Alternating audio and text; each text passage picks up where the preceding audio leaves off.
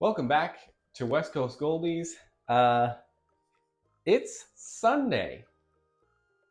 That means I haven't filmed a single day this week until Sunday night. We're at like 8 p.m.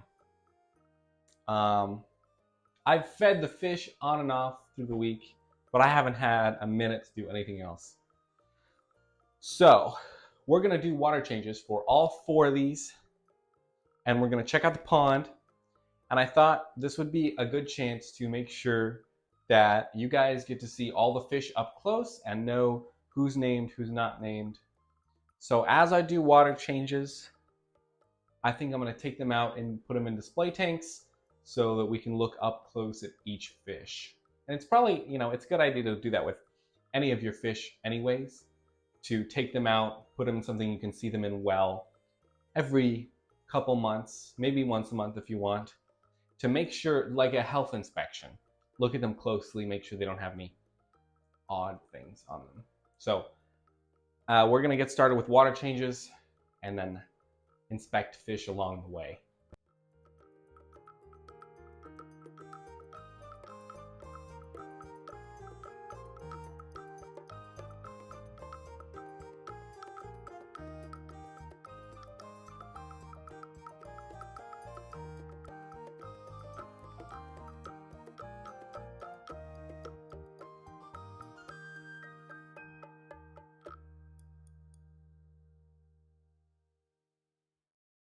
Well, my nice little blue display bucket seems to have, I keep it outside, and it seems to have formed cracks, and it no longer holds water. So I was just filling it up, and it spilled a bunch of water on the ground. So that's just great. So now I got to search for a different container to display the fish in. Hopefully I have something. All right, water change is done in the terracotta tank. Let's take a look at our two friends in the terracotta tank. We have Sesame, Black Tyranchu, and Espresso, which is a like bronze short-tailed Ranchu. You can see what you may have noticed in another video, talked about it before, that her tail is missing a big chunk there. And it hasn't grown back. It's just kind of been missing for a while. So I kind of don't think it'll ever grow back. Now, when handling goldfish, you can be really gentle. And usually, oh yeah, that's a nice side view right there. See the nice bronze gold coloring under the scales, metallic-y. Espresso really, when I handle her, she kind of just plays dead. She's very, very gentle. Let's take a closer look at Sesame. She can be a little more feisty some days. Calm down. The trick is to kind of just gently hold them while they relax a little bit in your hand. Then you can get a better look usually. It's okay, Sesame. Just relax.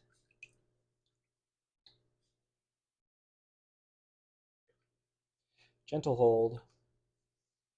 Let them swim a little bit. Don't squeeze your hand down like a vice grip. Just keep that loose, barely holding on.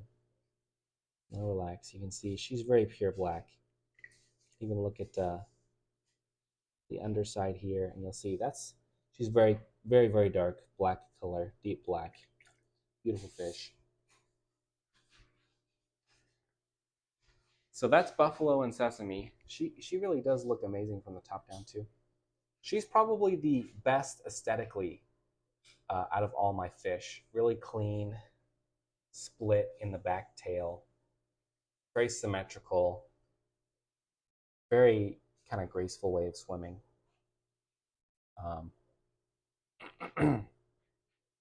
So she's one of my favorite fish. Definitely plan on keeping these guys for their entire life. Espresso never floats, never has any floating issues, but right now she's like probably the stress, maybe from being in a new container. She's kind of just relaxing and floating a little bit, but generally both these fish are pretty healthy. So we're going to return them. I will change out this water. I'm going to clean my hands, and then we'll move on to the next tank. Now, usually I kind of try to keep my fish pretty interchangeable between these tanks, but washing my hands and changing the water tank to tank is just an extra precaution just in case one of them has something, that I don't continue the spread of it around, especially after touching their slime coat with my bare hands. So I'll wash my hands with soap vigorously, and then I'll wash them again with no soap to make sure that no soap residue is on my hands for when I touch the next ones. All right, from the carpet algae tank, we're moving on to Blubbles here. Blubbles is playing dead. This is kind of how she's been for, well, if you've watched any of my vlogs from the last few weeks, she's been like this for a while.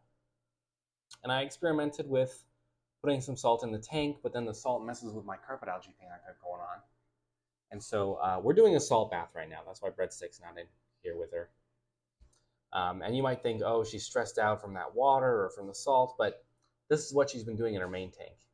But there are no visible signs of illness besides she's just lethargic and sits on the bottom. So we're gonna do, this is a tablespoon of salt per gallon. We're gonna do maybe 10 to 15 minute bath. Return her before we start filling up with fresh water.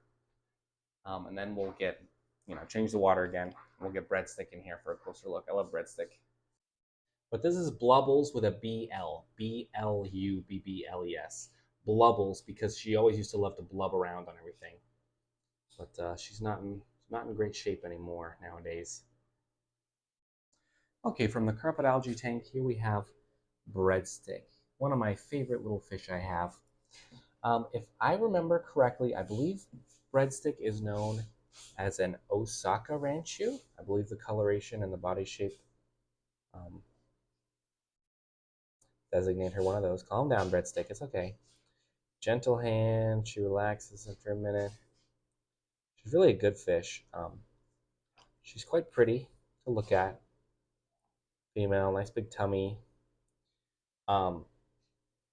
Good shape. She has had some permanent swim bladder problems, though. Not severe enough to keep her from swimming and living a normal enough life, but she's always just tilted at that angle, a little floaty. But what a pretty fish. I love the red eyes, the red nostril, flesh, white head, or lemon head, you might call that. I need to look up again what makes an Osaka Ranchu and make sure that she's one. It's okay, Breadstick. Don't worry. Don't worry, little Breadstick.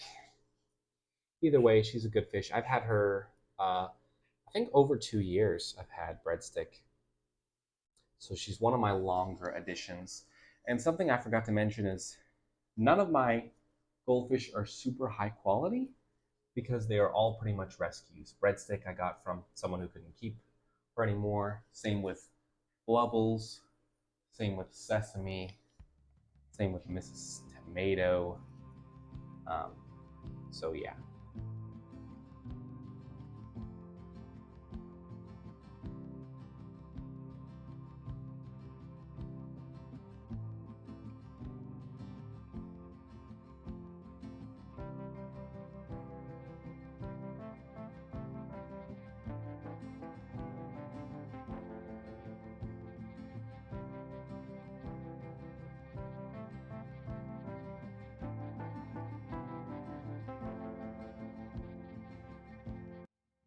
Yeah, I'm not looking forward to getting Mrs. Tomato out. She is my most feisty fish. She always loses it when I try to move her out of tanks or put her in anything, so this is going to be fun. All right, that wasn't too bad. She showed me mercy today. Thank you, Mrs. Tomato. Mrs. Tomato is a Calico Ranchu. Not high quality. You can see the tail. It needs a more defined split and to be more flared out.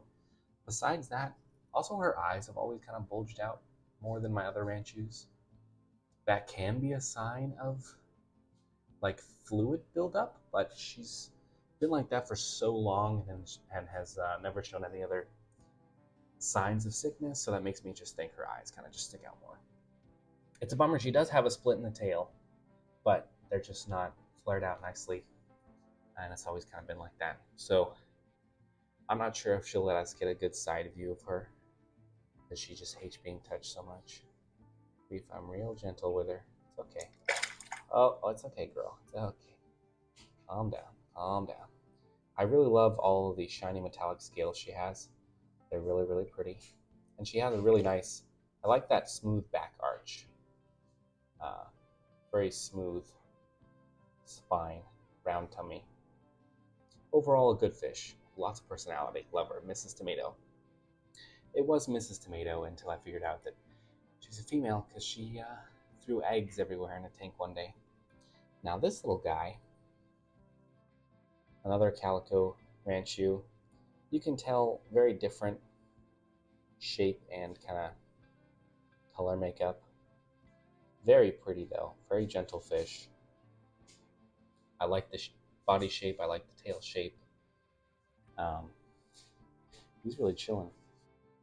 But the main thing is, I think this is a male. I'm not 100% sure. I got him, yeah, it should be a male, but I'm not sure how mature he is. I haven't seen any breeding action in the tank because I really want him to breed these two fish. Um, I'm still convinced that's a male and Miss Tomato's a female. But he might just have to mature a little more, get a little bigger before he's ready to try spawning. But I desperately need a name for this guy because I plan on keeping him for the duration of his life, and I need a good, strong name. So drop the suggestions for that in the comments below. So we'll finish the water change here. We'll do a little water change on here in the guppy shrimp tank. New guppies are doing well. Nice and pretty. The shrimp are doing well too. They're killing it. But while that tank finishes up, I'm gonna gather. Well, I'm gonna change the water in this for the 5th time or something, and we'll put the pond fish in here. Should get a close look at them. Okay, so from the pond outside, we're starting with the named fish. Okay, so these 3 fish are the only fish in my pond named. Just brought them in some pond water. Obviously, we have Fluffy with the pom-poms. She's a really good fish. She's been showing steady growth.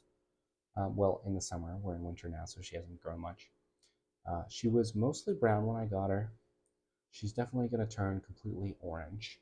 It's a normal color change for a goldfish, especially in a pom-pom. She's a little confused what's going on. I haven't handled her too many times, so she doesn't know what to expect. I might just let her be. I don't want to stress her out too much. Right here is Fishery Bezos.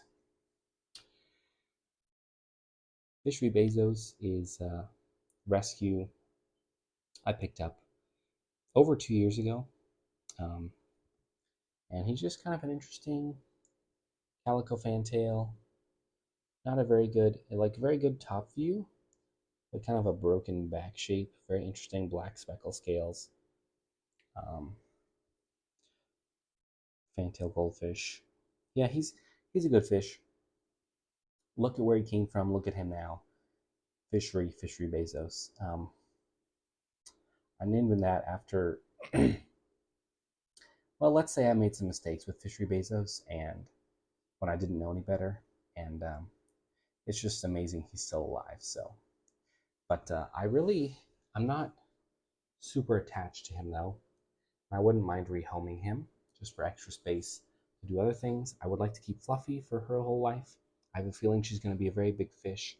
She, I mean, you can see she's a good length, and I've only had her 6 months, if that, and she's grown a lot already, probably doubled in length.